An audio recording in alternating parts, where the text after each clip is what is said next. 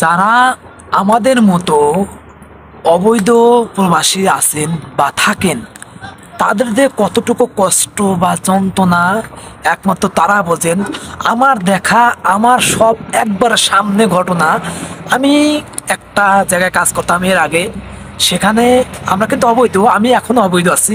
যে জায়গায় কাজ করতাম, আমার কিছু ফ্রেন্ড সার্কেল প্লাস কিছু বন্ধু ছিল, তারা রান্না করার জন্য ফ্রিজ থেকে মাছ বাই করছে, ভাত রান্না করছে, কিন্তু তরকারিটা করতেছে, কিন্তু কি আল্লাহ নীলা খেলা দেখুন, সেটা খেয়ে যেতে পারলো না।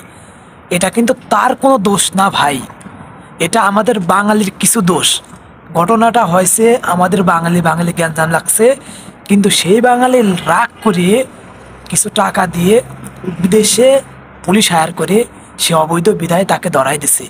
সেই ভাব দেখে নিজের কাছে যে ভাই কতটা কষ্টদায়ক মনে হয়, আপনাকে কখনোই বলে বোঝাতে পারবো না।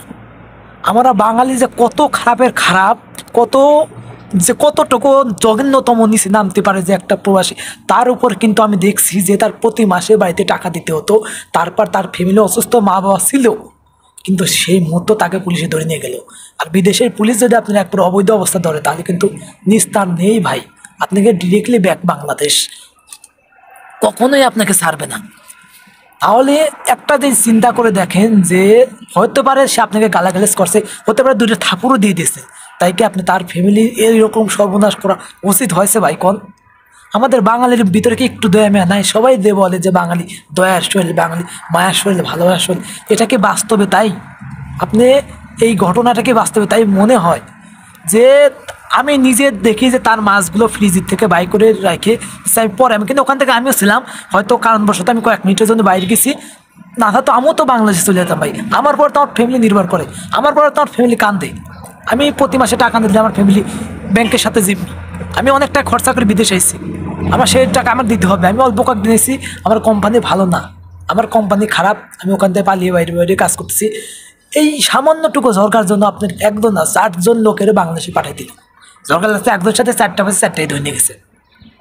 তো দেখেন, এটাই হলো আমাদের বাঙালির নীতি। হ্যাঁ, আর বাঙালি ভালোবাসার, আমি এই ভিডিওটা কোন প্রবাসী দেখছে আমি জানি না, বা কোথার থেকে কে দেখছে ভাই, যত কষ্টই হোক, যত গ্যাঞ্জাম হোক ভাই, কাইন্ডলি কারোর রিজিক কখনো নষ্ট করবেন না ভাই। কারণটা কি, আপনি হয়তো আপনার সাথে রাগ হয়েছে, আপনি তাকে বোঝান বা অন্যজনের দিয়েই করেন, কিন্তু ভাই কারোর রিজিক নষ্ট করেন না। কারণ কি, যে বিদেশে আসে ভাই খুব প্যারা নিয়ে আসে, খুব প্যারা। বিদেশে কিন্তু কেউ সুখী আসে না ভাই। হতে পারে অনেক টাকা দিনা, হতে পারে অনেক টাকা ঋণ করে টেরে বাংলাদেশ থেকে অনেক টাকা খরচা করে, বা বাংলাদেশে তার অনেক ঝামেলা। আমার যেমন বাংলাদেশে আমার প্রচণ্ড ঋণ আছে ভাই, আমি এই ঋণের জন্য বাংলাদেশে ইনকাম করে আমার এই ঋণ দেওয়া সম্ভব না ভাই। আমি এই জন্য বিদেশে এসেছি। এই মুহূর্তে যদি আমাকে বাংলাদেশ পাঠায় দেয়, আমার গলায় বা সুইসাইড ছাড়া, কোনো গলায় দড়ি বা সুইসাইড ছাড়া আমার কোনো উপায় নাই, তাহলে তাদের অবস্থা কী? তো ভালো থাকবেন, সুস্থ থাকবেন, যে যেখান থেকে দেখছেন, যত কষ্টই হোক জিনিসটা হজম করুন। ধৈর্য শক্তি অমূল্য সম্পদ। এটার জন্য আপনি এই একজন গালি দিলে আপনি মরে যাবেন না, একজন আপনাকে অধিশাপ করলে আপনি মরে যাবেন না, কিন্তু একদম আপনাকে থাপড় দিলে মরে যাবেন না, কিন্তু আপনি একজনের রিজিক আপনি মেরে দিলে পারে, এটা আল্লাহর কাছে দায়ী থাকবেন। আর জীবন মরার কিন্তু আল্লাহকে হিসাব দিতে হবে। তো ভালো থাকবেন, সুস্থ থাকবেন, ধন্যবাদ।